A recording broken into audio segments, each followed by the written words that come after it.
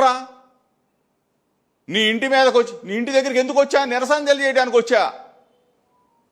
ఆ రోజు మా అధినేత జగన్మోహన్ రెడ్డి గారిని కారు కూతలు కూస్తా ఉంటే అయ్యన్న పాత్రుడు అతనికి బుద్ధి చెప్పబోయా అని చెప్పేసి నీ దగ్గర నిరసన తెలియజేయడానికి వస్తే నా మీద దాడి చేసి ఆ రోజున నా మీద కేసులు పెట్టి మరలా అగైన్ జోగి రమేష్ని నిర్బంధించాలా, జోగి రమేష్ని అరెస్ట్ చేయాలా, జోగి రమేష్ని 2 నెలలు 3 నెలలు 4 నెలలు జైల్లో పెట్టాలా?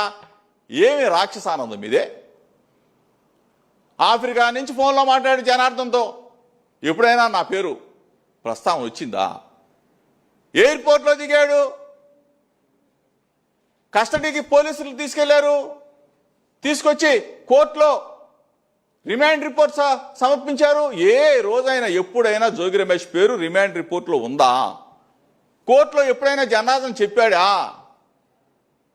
అసలు ఒక పక్కేమో ఫోన్ పోయిందంటారు, ఒక పక్కేమో అదే షర్టుతో మళ్ళీ ఒక వీడియో రిలీజ్ చేస్తారు.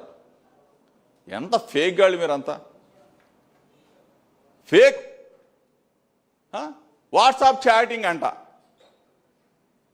నా ఫోన్ నేను చంద్రబాబుకి ఇస్తా, లోకేష్కి ఇస్తా, ఛాలెంజ్ చేస్తా ఉన్నా. సత్య శోధన పరీక్షకు జోగి రమేష్ సిద్ధంగా ఉన్నాడు. చంద్రబాబు రెడీయా? లోకేష్ రెడీనా?